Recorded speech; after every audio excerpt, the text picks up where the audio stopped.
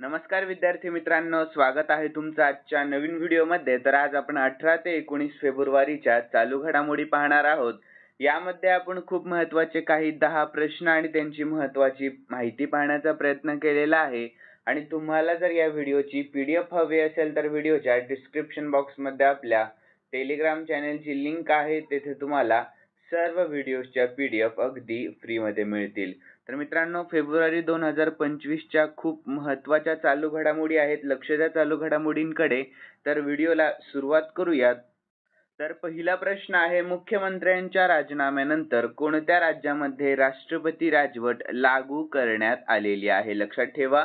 तर याचे योग्य उत्तर आहे ऑप्शन बी, मणिपूर या। कोणत्या? तर मणिपूर या। तर याविषयी आपण महत्त्वाची माहिती देखील पाहूयात। तर केंद्र सरकारने मणिपूरमध्ये 13 फेब्रुवारी 2025 रोजी संविधानाच्या कलम 356च्या तरतुदीनुसार राष्ट्रपती राजवट लागू केलेली आहे। तर मणिपूरमध्ये राष्ट्रपती राजवट लागू होण्याची ही 11वी वेळ आहे, हेही लक्षात ठेवा। तर मणिपूरमध्ये 11 वेळा राष्ट्रपती राजवट लागू करण्यात आली आहे, जी भारतातील राज्यांमध्ये सर्वात जास्त आहे। तर यानंतर विद्यार्थी मित्रांनो, आपण राष्ट्रपती राजवट आणि कलम 356 बाबतच्या महत्त्वाच्या तरतुदी पाहून घेऊया। तर घटनेच्या कलम 356 अन्वये या घटनेच्या तरतुदीनुसार एखाद्या राज्याचा कारभार चालवता येत नाही, तर याबद्दल राष्ट्रपतीला समाधान वाटत असेल तर राष्ट्रपती राज्य सरकार बरखास्त करू शकतात आणि राज्य विधानसभा बरखास्त करू शकतात किंवा निलंबित करू शकतात। ठीक आहे। यानंतर राष्ट्रपती राजवटीचा कालावधी काय आहे हे आपण पाहून घेऊया। तर राष्ट्रपती राजवट 6 महिन्यांच्या कालावधीसाठी वैध असते आणि संसदेने साध्य बहुमताने मंजूर केल्यास ती आणखी 6 महिन्यांसाठी वाढवली जाऊ शकते। तर एखाद्या राज्यात जास्तीत जास्त सलग 3 वर्ष राष्ट्रपती राजवट लागू केली जाऊ शकते। ठीक आहे, लक्षात ठेवा। आणि मणिपूरची राजधानी आहे इम्फाळ आणि सध्याचे राष्ट्रपती कोण आहेत? तर अजय भल्ला। तर मित्रांनो, खूप महत्त्वाची माहिती आहे, माहितीकडे लक्ष द्या। यानंतर पुढील प्रश्न आहे, तर कोणता देश दक्षिण चीन समुद्रामध्ये पहिले खोल पाण्याचे स्पेस स्टेशन बांधत आहे? तर योग्य उत्तर राहणार आहे ऑप्शन सी, चीन हा देश। तर याविषयी महत्त्वाची माहिती, तर चीनने दक्षिण चीन समुद्रात 2000 मीटर म्हणजेच 2 किलोमीटर खोलीवर अत्याधुनिक खोल पाण्याचे स्पेस स्टेशन बांधण्यास मान्यता दिलेली आहे, ज्याचा वापर कोल्ड सीप इकोसिस्टमचा अभ्यास करण्यासाठी केला जाईल।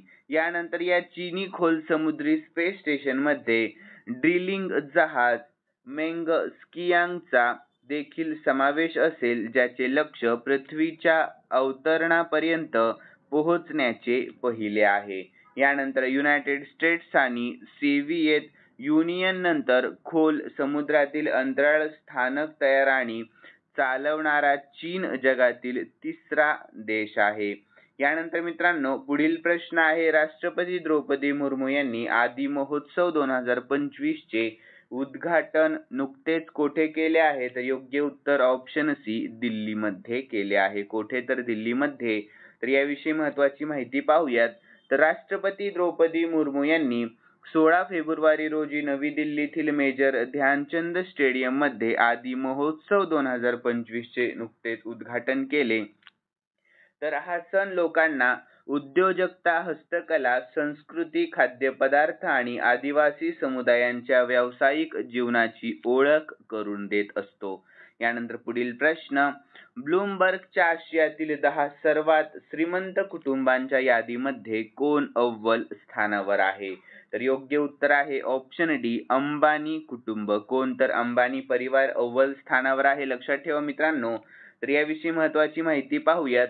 तर ब्लूमबर्गच्या आशियातील 10 सर्वात श्रीमंत कुटुंबाच्या यादीमध्ये मुकेश अंबानी यांचे कुटुंब शीर्षस्थानी म्हणजेच टॉप मध्ये आहे। तर त्यांची एकूण संपत्ती सुमारे $90.5 अब्ज अशी आहे। तर दुसऱ्या क्रमांकावर थायलंडचे चेरावोनॉट कुटुंब आहे, ज्यांची संपत्ती $42.6 अब्ज अशी आहे। तर तिसऱ्या क्रमांकावर इंडोनेशियातील हार्टोनो कुटुंब आहे ज्यांची संपत्ती $42.2 अब्ज अशी आहे. पुढील प्रश्न पाहूया तर 8वी हिंद महासागर परिषद 2025 कोठे आयोजित केली आहे? तर याचे योग्य उत्तर असणार आहे ऑप्शन सी ओमान मध्ये. कोठे? तर ओमान मध्ये. तर याविषयी महत्त्वाची माहिती पाहूयात. तर 8वी हिंद महासागर परिषद 16 ते 17 फेब्रुवारी 2025 रोजी मस्कत ओमान येथे आयोजित करण्यात आलेली होती. तर या वर्षीच्या परिषदेची थीम काय आहे? तर सागरी भागीदारांच्या नवीन क्षितिजाकडे प्रवास. तर ओमान विषयी महत्त्वाची माहिती. राजधानी आहे मस्कत, चलन आहे रियाल. ठीक आहे. यानंतर पुढील प्रश्न आहे अवयव दान करा जीव वाचवा हा उपक्रम अलीकडेच नुकत्याच कोणत्या संस्थेने सुरू केलेला आहे? तर याचे योग्य उत्तर आहे मित्रांनो ऑप्शन बी ICC या संस्थेने. कोणत्या? तर ICC. यानंतर पुढील प्रश्न तर एक दिवसीय आंतरराष्ट्रीय ODI मध्ये सर्वात जलद 6000 धावा पूर्ण करणारा नुकताच खेळाडू कोण बनलेला आहे? तर योग्य उत्तर आहे मित्रांनो ऑप्शन बी बाबर आझम बनलेला आहे. तर याविषयी महत्त्वाची माहिती. तर एक दिवसीय आंतरराष्ट्रीय ODI मध्ये सर्वात जलद 6000 धावा पूर्ण करणारा खेळाडू बनण्याचा विक्रम पाकिस्तानचा स्टार फलंदाज बाबर आझमच्या नावावर झालेला आहे. तर बाबर आझमने केवळ 123 डावांमध्ये हा टप्पा गाठला आणि दक्षिण आफ्रिकेचा फलंदाज अमलाच्या विक्रमाची बरोबरी केलेली आहे. तर अमलाने 123 डावांमध्ये 6000 वनडे धावाही पूर्ण केल्या आहेत. तर या विक्रमासह बाबर आझमने भारताचा महान फलंदाज विराट कोहलीला देखील मागे टाकले आहे, ज्याने 136 डावांमध्ये हा टप्पा गाठला होता. ठीक आहे, लक्षात ठेवा, खूप महत्त्वाची माहिती आहे. यानंतर पुढील प्रश्न तर RBI ने किती मूल्यांच्या नवीन नोटा जाहीर केलेल्या आहेत ज्यावर नवीन गव्हर्नर संजय मल्होत्रा हे स्वाक्षरी करतील? तर याचे योग्य उत्तर ऑप्शन ए 50च्या नवीन नोटा. तर यानंतर आपण याविषयी महत्त्वाची माहिती पाहून घेऊया. तर रिझर्व्ह बँक ऑफ इंडिया म्हणजेच RBI ने सेवानिवृत्त गव्हर्नर संजय मल्होत्रा यांच्या स्वाक्षरी असलेल्या ₹50 मूल्याच्या नवीन नोटा जारी करण्याची घोषणा केलेली आहे. तर या नवीन नोटा महात्मा गांधी नवीन शृंगशिलाची सध्याची रचना टिकवून ठेवतील, ज्यामुळे देशाच्या चलन व्यवस्थेत स्थिरता राहील. यानंतर महत्त्वाचे म्हणजे RBI ने स्पष्टी केल्यानुसार पूर्वी जारी केलेल्या सर्व ₹50च्या नोटा वैध आणि कायदेशीर राहतील. यानंतर विद्यार्थी मित्रांनो आपण रिझर्व्ह बँक ऑफ इंडिया याविषयी महत्त्वाची माहिती पाहून घेऊयात.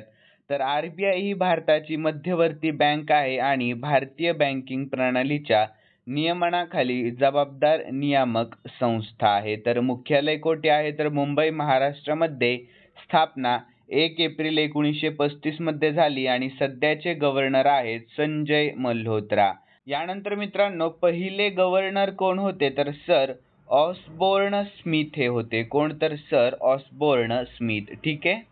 यानंतर पहिले भारतीय गव्हर्नर तर चिंतामण द्वारकानाथ देशमुख हे पहिले भारतीय गव्हर्नर होते. ठीक आहे मित्रांनो. यानंतर उपगव्हर्नर कोण आहे? तर M राजेश्वर राव हे आहेत. स्वामीनाथन जे आणि T रविशंकर आणि डॉक्टर MD पात्रा हे 4 उपगव्हर्नर आहेत. हे लक्षात ठेवायचं आहे आपल्याला. यानंतर पुढील प्रश्न तर पद्मश्री पुरस्कार विजेते सुक्री बोम्मागौडा यांचे नुकतेच निधन झाले, तर ते कोणत्या क्षेत्राशी संबंधित होते? तर योग्य उत्तर आहे ऑप्शन ए प्रसिद्ध लोक गायक होते ते. कोण? तर प्रसिद्ध लोक गायक. यानंतर 10वा प्रश्न तर पंचायत हस्तांतरण निर्देशांक अहवाल कोणत्या मंत्रालयाने जारी केलेला आहे? तर योग्य उत्तर ऑप्शन बी पंचायती राज मंत्रालयाने जारी केलेला आहे. तर यानंतर आपण याविषयी महत्त्वाची माहिती पाहून घेऊया. तर पंचायत विकास निर्देशांक अहवाल राज्य आणि केंद्रशासित प्रदेशांमधील पंचायतीच्या हस्तांतरणाच्या स्थितीचे मूल्यांकन करतो. तर 2024च्या या अहवालानुसार पंचायत विकास निर्देशांकात कर्नाटक पहिल्या स्थानावर आहे. तर पंचायती राज मंत्री कोण आहेत सध्याचे? तर श्री राजीव रंजन सिंह उर्फ लालन सिंहजी. ठीक आहे. यानंतर मित्रांनो आज आपण एक प्रश्न एक्स्ट्रा घेतलेला आहे, तर पुढील प्रश्न 11वा पाहून घेऊयात. तर खूप महत्त्वाचा प्रश्न आहे, लक्ष द्या प्रश्नाकडे. तर जागतिक पर्यटन शाश्वतता दिवस 2025 कधी साजरा करण्यात आला? तर याचे योग्य उत्तर ऑप्शन डी 17 फेब्रुवारी रोजी साजरा करण्यात आलेला आहे. तर याविषयी महत्त्वाची माहिती पाहूयात. तर जागतिक पर्यटन लवचिकता दिवस दरवर्षी 17 फेब्रुवारी रोजी साजरा केला जातो. तर जागतिक पर्यटन उद्योगाची लवचिकता पाहण्याची आणि त्यावर विचार करण्याची ही एक संधी आहे. तर युनायटेड नेशन जनरल असेंब्लीने 17 फेब्रुवारी 2023 रोजी United nation global tourism resilience day ची स्थापना केली आहे.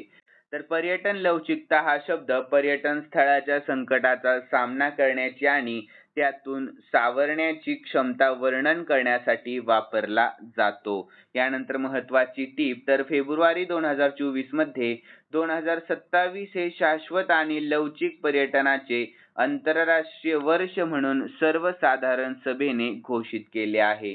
तर मित्रांनो फेब्रुवारी महिन्यातील आपण महत्त्वाचे काही दिवस पाहून घेऊयात. तर 2 फेब्रुवारी रोजी जागतिक पाणथळ दिवस साजरा करण्यात आला. जागतिक कर्करोग दिवस 4 फेब्रुवारी रोजी स्त्री जनेंद्रियांच्या विकृतीसाठी शून्य सहनशीलता आंतरराष्ट्रीय दिवस 6 फेब्रुवारी रोजी साजरा करण्यात आला. आणि मित्रांनो 1 ते 7 फेब्रुवारी रोजी जागतिक आंतरधर्मीय सौहार्द सप्ताह साजरा करण्यात आला. आणि 10 फेब्रुवारी रोजी जागतिक कडधान्य दिवस आणि आंतरराष्ट्रीय एपिलेन्सी दिवस 2025 साजरा करण्यात आला. यानंतर मित्रांनो 11 फेब्रुवारी रोजी विज्ञानातील महिला आणि मुलींचा आंतरराष्ट्रीय दिवस आणि जागतिक युनानी दिवस साजरा करण्यात आला. आणि 10 फेब्रुवारी रोजी वापस राष्ट्रीय जंतनाशक दिवस साजरा करण्यात आला. यानंतर दहशतवाद योगदान देणाऱ्या हिंसक अतिरेक्यांना प्रतिबंध करण्यासाठी आंतरराष्ट्रीय दिवस 12 फेब्रुवारी रोजी साजरा करण्यात आला. यानंतर जागतिक रेडिओ दिवस 13 फेब्रुवारी रोजी साजरा करण्यात आलेला आहे.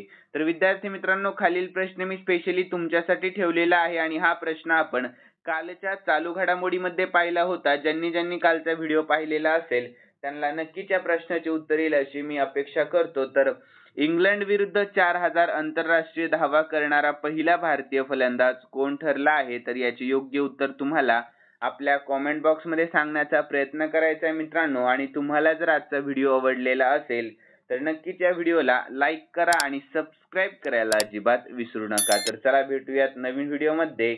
धन्यवाद.